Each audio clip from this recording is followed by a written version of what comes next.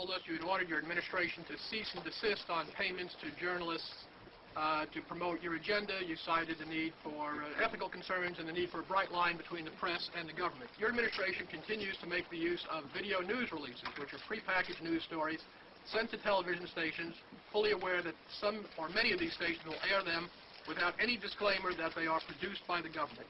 Comptroller General of the United States this week said that raises ethical questions.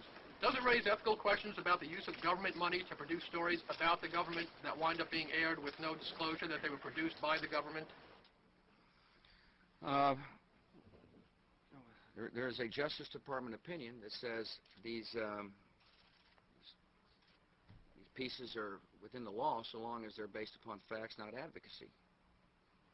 And I expect our agencies to adhere to that ruling, to that Justice Department opinion. This has been a long-standing practice of the federal government to use these types of videos. Agricultural Department, as I understand, has been using these videos for a long period of time.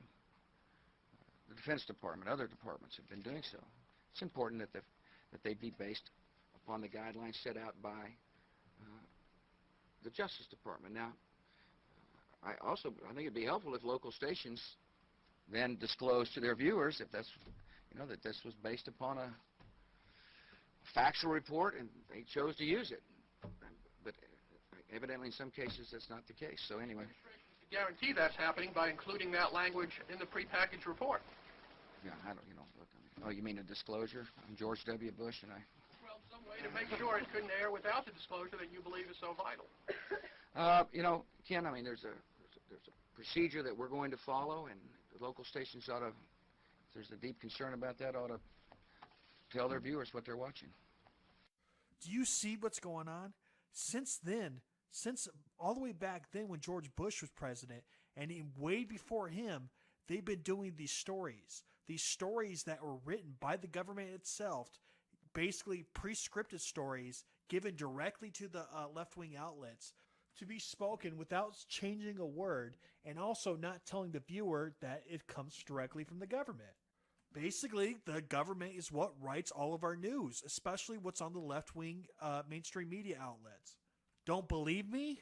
Take a look at this. Does this sound like unique stories, unique perspectives, or does this sound like they're reading from a script developed by the government?